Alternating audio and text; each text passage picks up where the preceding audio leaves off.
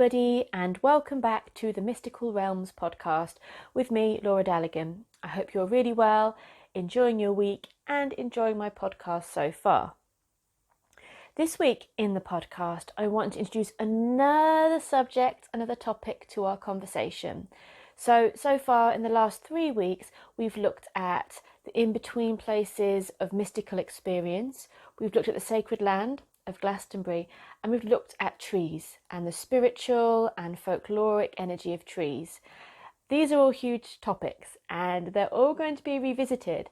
So what I'm doing at the moment is bringing some topics to the table, and in the coming weeks and months we can dig deep, discuss them more, go more in depth to different areas. And of course, if you have any questions or you want to suggest some topics, do get involved and let me know, and we can look at some slightly different areas as well. But at the moment I'm throwing into the cauldron lots of big topics that I absolutely adore and that are of course too vast to look at in a half-hour, 40-minute podcast. So these are the snippets, the tasters of what's to come. And so this week we're going to be looking at the archetypes of the goddess. And we're going to be looking at traditional archetypes of the goddess, and this is globally, as well as archetypes that I work with and connect with and that I teach as well in my courses. So again, you don't have to be overly spiritual, pagan, into goddess culture or spirituality. Well, you might be in goddess culture, but you don't have to be into goddess spirituality to enjoy this, hopefully, because what I'm talking about is archetypes as well as connecting with the goddess in a spiritual way. So you can take this cake in different ways.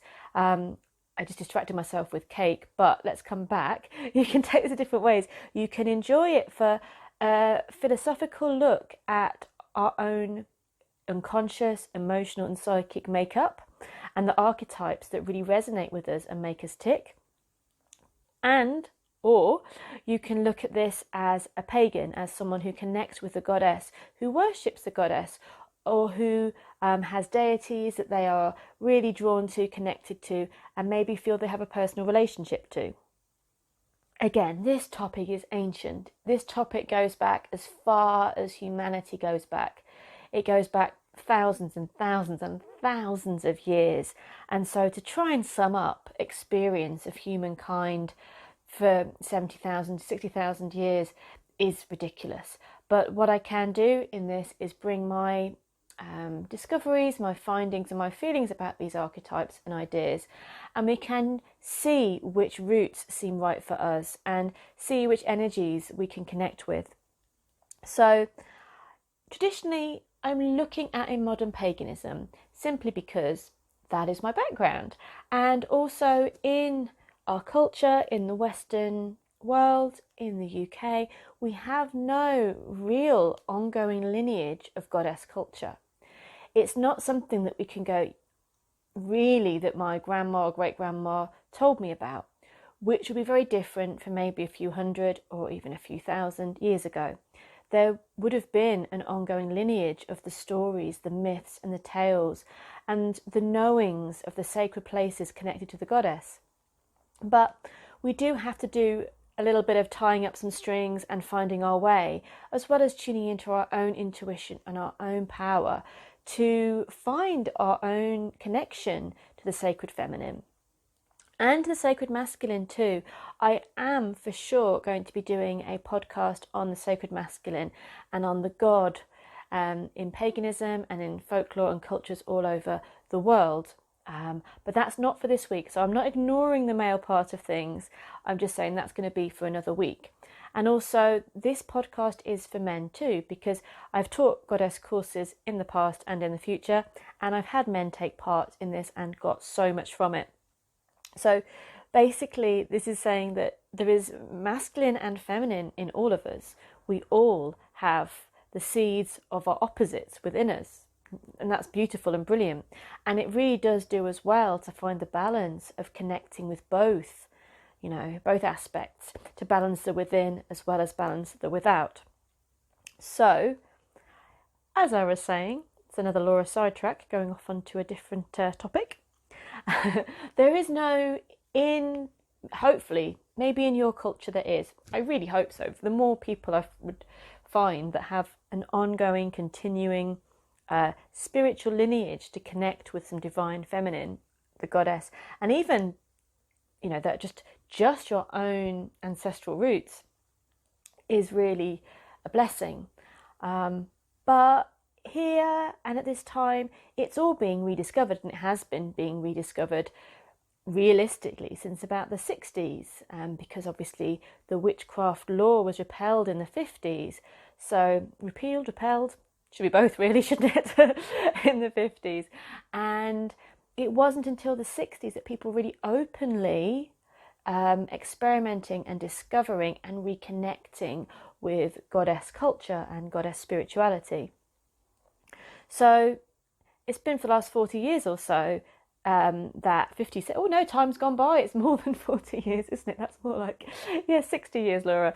Wow, time just fly. I'm not 60, by the way. I'm just losing track of time. But yeah, for the last sort of 60 years or so, there has been a resurgence of goddess culture and women and men reconnecting with the divine feminine and being able and free to discover goddesses and deities and spiritualities from our own lands, from the places where we live, and also from all over the globe.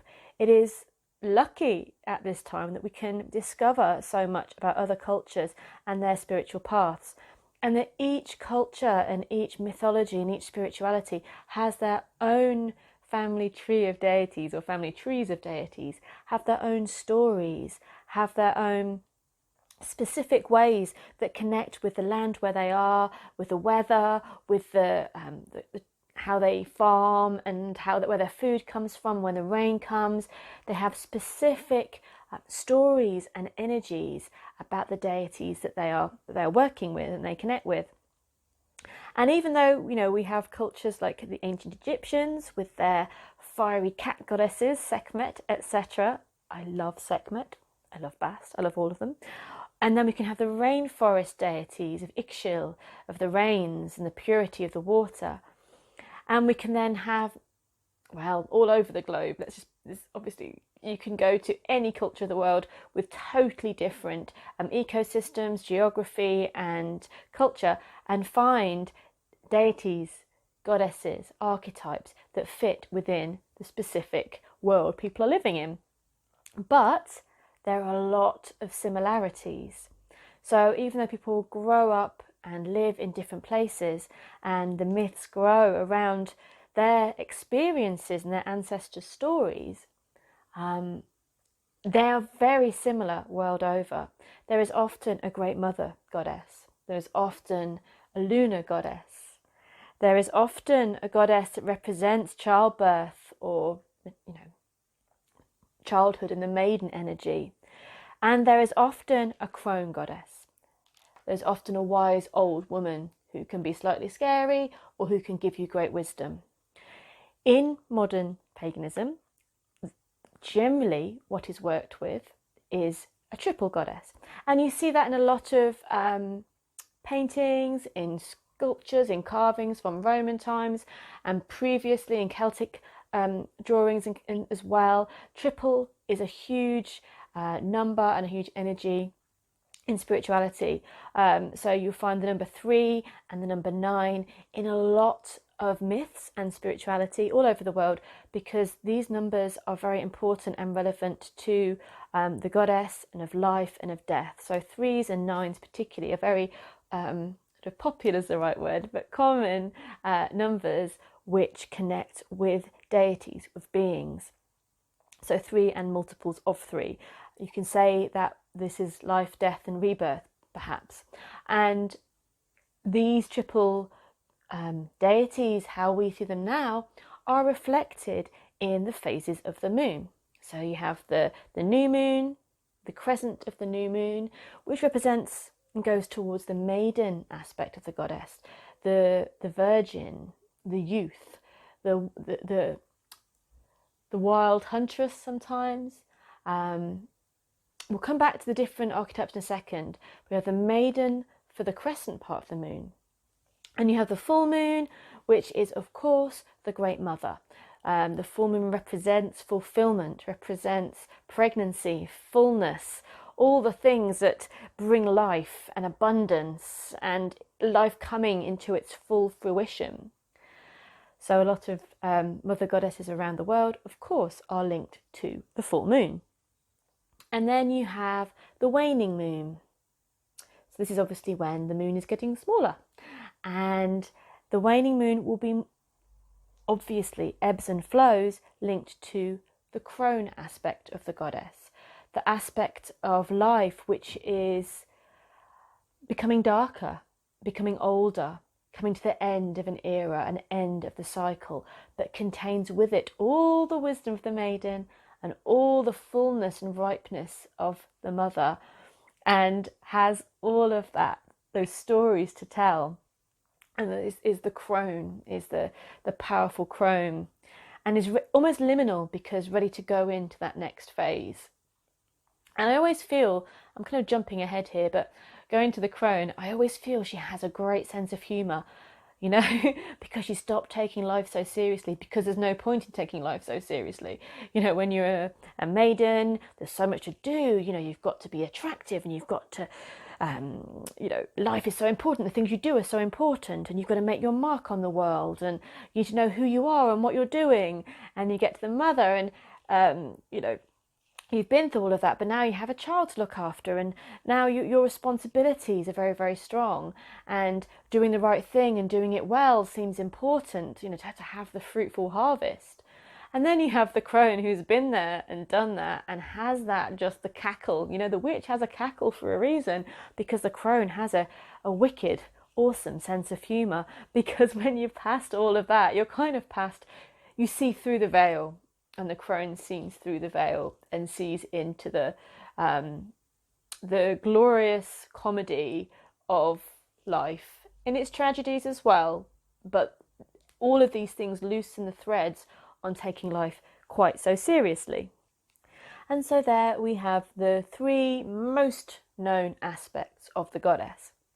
Now, some people see each deity as a specific and unique being, and some people see each deity as part of the whole, so that the maiden, the mother and the crone is all one and part of the great goddess. That is totally up to you, and you may also have the complete freedom to change your mind in your lifetime, and there's no judgment here. It's just literally, what do you feel? That's fine. You may think of it as an abstract concept, you may think of it as an archetype to deal with within, you may see it as something very, very real. Completely, that's great. There are options, and you have every permission, as a woman should, to change her mind whenever she likes. I like to see one way of seeing it, and this might sound bad, but of it all being one great big disco ball, and each shining side reflects a different facet of the goddess. So I know that is pretty a tacky way of saying it with a disco ball, but just the idea of this whole circle, and each side, each little bit is shining off this direct light that's very unique, but part of the whole.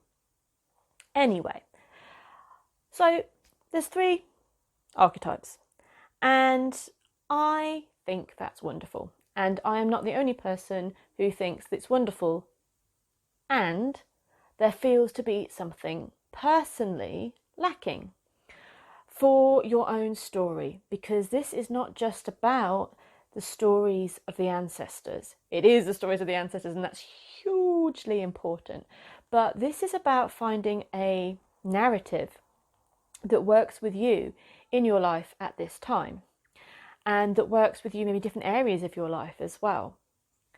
And so this got me thinking about the different archetypes there may be. Now, this started as because I'm in my 30s, in my late 30s, and when I started writing the Goddess course, I was probably in my mid-ish 30s, and I wasn't a maiden. Like, I'm not a maiden. I'm not the shining youth with no experience of anything. But I'm not a mother either. I've not had children, so at this time there are no children, so I can't say that in the traditional way of seeing the mother with a pregnant belly and the babe in arms, that's just not me either. So it felt like a strange land to be in, because when working with goddesses, you're thinking, I mean, you have Aphrodite, we'll come back to all this later. There's lots of different goddesses with different aspects. Absolutely, and we're going to really go into that. Well, maybe not all now, but there's opportunities later to go into this. But looking at that symbol of the goddess, it reflected where you are, so that when you're kind of doing a ceremony or doing a ritual, you know, you have, even as a personal ceremony and a personal ritual, you have that archetype and that connection to go, that's me, that feels like me, that's where I'm at. So what I began to do was to craft an expanded goddess wheel of 8 archetypes. Now, I'm not the only person to do this. I think the way I'm doing it is the way I've done it, but other people have obviously, you know, I'm standing on the back of giants, and people are welcome to stand on my back as well. I'm not a giant, I'm quite short, but you know. But what I created, what made sense to me, is to split the idea of the archetype of the goddess into 8 equal sections. Because also in the Wheel of the Year, in pagan celebrations, there are 8, we've talked about this before, there are 8 sabbats, 8 festivals celebrating the Wheel of the Year. And that's a wholeness, isn't it? Within that 8, you have, let me list them. I've probably listed them before, I'll probably list them again, but we'll go with it now. Within that 8, you have the February, the first signs of spring at Imbolc.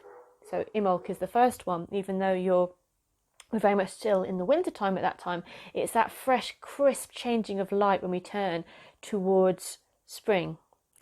Then we have Ostara, the spring equinox, the equal day and night. We're in spring, it's all about blossoming, things are starting to come out into the world, and spring is finally starting to spring. So it's all about, it's the time of Easter. Obviously Easter comes from Ostara, that kind of time, the birthing, the new, the life, the quickening coming into fruition.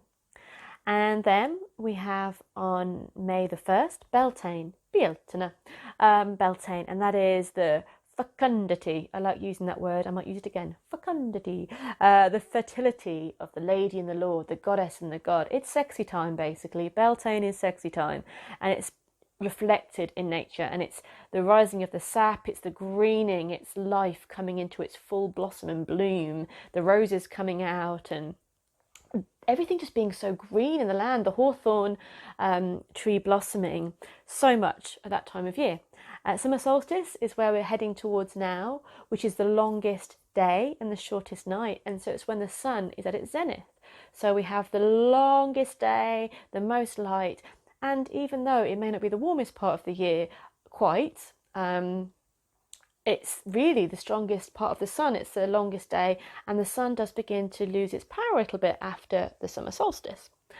Then we have Lammas or Lughnasadh, and that is the harvest, the great harvest. So at school you've had the harvest festival. This comes from Lammas, the corn being brought in, the celebration, but also the sacrifice of it's seen as the god, the fertility god, as the seasons turn, and the Wicker Man is based on that idea, though that's obviously a bit excessive. So then when that's the hot days of August, the kind of lazy hot days of August, but you kind of get that remembrance that, wait a minute, the nights are getting a little bit drawing in, the sun is lovely and warm, but those days are getting shorter. And then we go towards the autumn equinox, and this is a beautiful time of year where that balance is back again. So the balance of the spring equinox, and we're going towards the balance of the autumn equinox. So that's a time where day and night is equal again, but the night is beginning to gain strength and beginning to gain power. So we are spiraling inwards. We begin at the autumn equinox to go from this kind of outward energy of summer to the inward energy of the autumn and winter. Also another harvest time, of course, at the at the autumn equinox. Next, we all know this one, Halloween, known as Samhain. The very ancient, Celtic, farming, end of the year. This was the old New Year time, when the gate between the worlds were very, very thin, and it was a time of ancestors, of connecting with the dead, and really making sure that everything was done for the winter times. And there was sacrifice of the animals that probably wouldn't get through the winter and that kind of thing. So it was the last celebration, and traditionally it was the end of the year at Samhain, and it's that turning point as we go into those winter months, and honouring the dead as the year comes to an end. And then another one we know very well, of course, is Christmas, known as Yule, known as the winter solstice. Solstice means sun stands still. So it's a time when the sun appears to be standing still as it goes across the sky. But the winter solstice is, of course, the longest night and the shortest day. So the opposite to the summer solstice. And even though we have really dark days then, the seeds of the new year and of the new light, it's the sun being reborn, because after the solstice the days start to get longer again. So it's funny and powerful and separately connected to all aspects of the goddess, that within the power of the solstice you have on the summer solstice, the longest day, the seeds of the sun's death, not death obviously, but that's how it's seen in kind of in folklore and myth, the weakening of the sun. And in the winter solstice, the shortest day, you have the seeds of rebirth, hence kind of Christmas and that rebirth energy as the new life comes back to the world, or the idea of the new life comes back to the world, the sun being reborn. So we have there 8 awesome whole festivals that make up the wheel of the year. And they contain pretty much everything, don't they? They contain everything, birth, sex, death, and all that goes in between. Nurturing, releasing, wisdom, foolishness, playfulness, everything, all there. So I thought, well, let's maybe have 8 archetypes of the goddess that we can connect with, so that we feel more full and more whole, and that all the aspects of ourselves can be awakened, connected with, and really aligned with. And so I did do that. My little wheel. You could have it going along with the wheel of the year if you wanted, or whatever worked for you. But the goddesses that I connect with and the archetypes that I work with in this wheel, in the Goddess Awakening wheel, is the Mother Goddess, the Maiden Goddess, the Wild Goddess, the Love Goddess, the Warrior Goddess, the Queen Goddess, the Dark Goddess, and the Crone Goddess. And in those 8 archetypes, I feel, which is my know, that we have a great structure for archetypal connection to many, many, many different aspects of ourselves, of our lives, of our heartbreaks, of our journeys, of our joys and births and deaths, of our little creative successes, as well as the bigger life cycle things that are spoken about in Maiden, Mother and Crone. And also the things that maybe in one part of your life you could be the mother, so you could be a mother literally, or you could be an artist, so you're birthing creations, or you could be looking after people. You may not be your own children, but you could be a carer, or you could be a teacher, and nurturing other people is your job. So you could be a mother in some parts of your life, but in other parts of your life, you're a warrior, or you're wilds, or you're being the love goddess. So it can be in different parts of your life. You could be at home, this, at work, this, and in your spiritual life, this. There's often lots of different facets. I'm not saying anyone has to be just one archetype, though it is really nice to see and to name phases when we're going through them. So if we are going through a phase of really awakening our sensuality, our sexuality, and opening our hearts and being able to love, then of course, then we could say we're working with the love goddess, and we're opening up that powerful heart and sensual part of our lives. And I think it's interesting that, side note, I think it's interesting that culture mocks or belittles love goddesses, as they've become something, fickle, flowery. The flower's always lovely, obviously, and almost a bit frivolous. When love is why we're here, and if you don't think that, then people have been having love, and that's why you're here. you know, Love does make the world go round. When things feel terrible, it's love, not just passionate love, but love for yourself, your friends, your family, your work, your animals. It's love that gets us through things. And love is one of the strongest forces there is. I think it is the strongest force there is. I'm not saying it's fluffy. And that's why we should potentially look at goddesses of love in a more holistic way. I like a lot of the names for Aphrodite. When you actually look at her and her names, lots of names, some of them are quite terrifying and some of them are about death and grief, because of course love, it's all of those things. It's not just looking pretty in a garter and wandering around with a shell around you or emerging from a shell.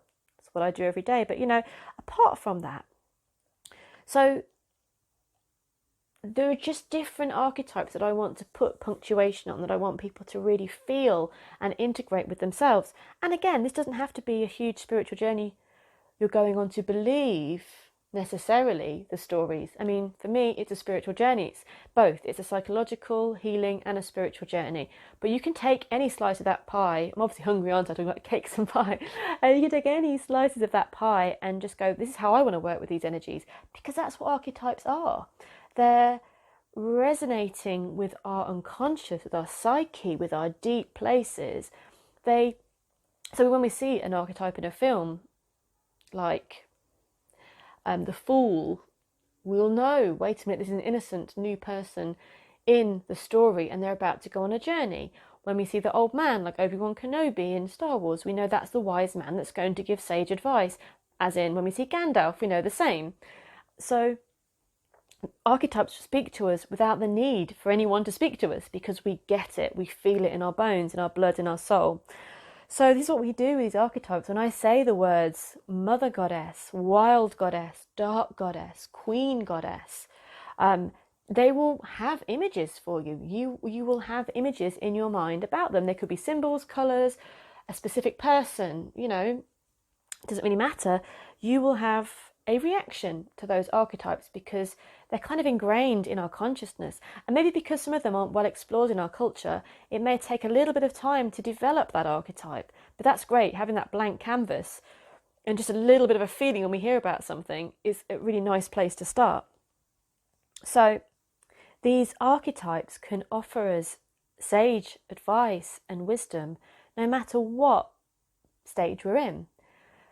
So we can tune in to the energy of the Crone goddess when we need to be given that kind of world-worn, strong, hard-won wisdom.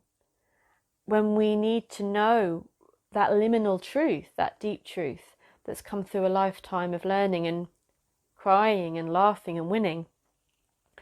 Maybe, I think a lot of us need this one, the Queen goddess is something we need to bring into our lives. Maybe we're feeling beaten down. Maybe the world and the responsibilities has left us feeling a little bit less than we are. And I think probably most people, male, female, and anything else as well, anyone else at all, will have that feeling sometimes of going, I just can't tap in to that power within me. You may have famous people that you look up to and think, they're a queen, they're a warrior, they're this, but I don't know how to bring that into my life.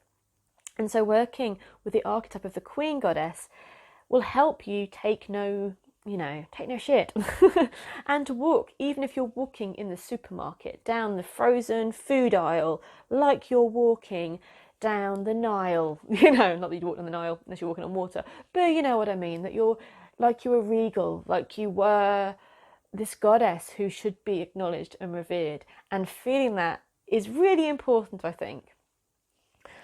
So there's, of course, the warrior goddess, which it's really interesting because I've run this course a few times. I'll talk about the course in just a second, but I've run Goddess Awakening a few times, and it's interesting because people have archetypes they get really excited about working with. Usually it's the wild goddess or the warrior goddess that wins over most people, because I think that's an aspect of femininity that people in modern days really go, yes, because maybe it's been denied for so long to be wild, you know, to be wild and to be able to be that warrior, that we really need to go for that and really need to go for connecting with those archetypes. And Lord knows we need to do it in the world around us. We do need to engage with our wildness to connect with the land, and we need to engage the warrior self to protect the things, the people, the situations which are being unfairly treated. So it's very important. But it's not easy, as we know. I think it's quite funny, since I mentioned wild warriors, both of my cats have just gone crazy. But it is really worth mentioning that people got very excited about those weeks. And of course, the Wild Goddess generally was great for everybody that I've done the course for so far. To be fair, the Wild Goddess has always been quite a popular week, or archetype. But the Warrior Goddess, guess what, brought up some issues. As much as we could be excited about it, being a warrior means being in a situation where you may get triggered, in a situation where you may be, have to confront something. And so there's a great side of the warrior that we all love. Well, I love getting dressed up, getting my fire sword out, and feeling that I'm Lagatha with a dragon. I know it's a crossover of things, but we'll go with it. But the other side of it is being triggered, being in a place of violence, because what does a warrior deal with is violence at times, not always, but you know what I mean. The warrior is there to fend off violence or to protect. So it's interesting that when we work with these archetypes, what we think we need sometimes really, really isn't. And actually the maiden, healing that innocent child within us, or the love goddess, self-love, hugely important. Some of the archetypes people don't really look forward to working with, but actually have some deep experiences with. And also be prepared that if you connect with these different archetypes, there could be some triggering. We've all been alive for a bit. We've all had experiences that have been amazing, and many that have left us a bit shaken or with blocks, issues, and stuck energy around certain situations. So working with these archetypes, if you're open and ready, can really heal a lot of past trauma or help us deal with that and move forward. So it's a really, really special thing. So I invite you to several things, but I invite you to look at the aspects of the divine feminine and maybe look at the different aspects that I'm speaking about. The Great Mother, the Mother Goddess, the Maiden Goddess, the Goddess of the Wild. So I think of the forests and the moors and the seas and the cliffs. The Love Goddess, all the things of having an open heart, sensuality, attraction, desire, and the love that becomes unconditional over time and with work. The Warrior Goddess. So you've built up all this stuff, and what you need to do, be fierce sometimes. The Queen Goddess, walking in your power. So we've been through so much of the journey so far, and we have the right then, or at any point, to be the queen, to have sovereignty. What a big word, what an important word. Sovereignty over ourselves and over our lives.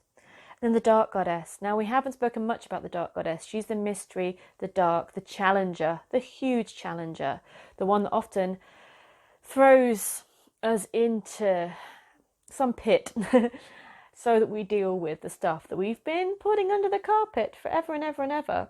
Takes away our pride, takes away our looks or our perceived sense of success. The way we've kind of put ourselves in boxes, the Dark Goddess comes and throws it all, and we come out of that so whole. So the Dark Goddess does amazing work. It's that deep, powerful energy which throws everything out the window that the false things, the things that we've built around ourselves to say, this is us. And it goes, no. She goes, no. This is you, the person you are when all that's gone, and when you face those fears, then you can come back like a phoenix. And then we have the crone sitting around the fire with her rocking chair and her spinning wheel, spinning tales, spinning stories, giving sage advice, and laughing with a knowing cackle. So I invite you to explore these archetypes. Maybe you feel at one particular point in your life now, you are working with a certain archetype and you need to be that for work or for your love life or for healing or for your family.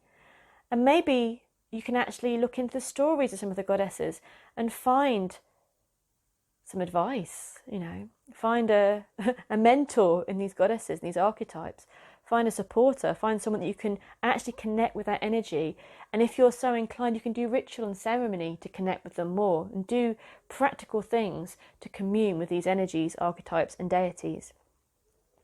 So I also invite you, if you're interested, to join my online course in August, Goddess Awakening. It's in its 4th year at this time. Very excited to be running it again. Very excited indeed. I love this course because it brings all these things that I've been telling you about in this podcast.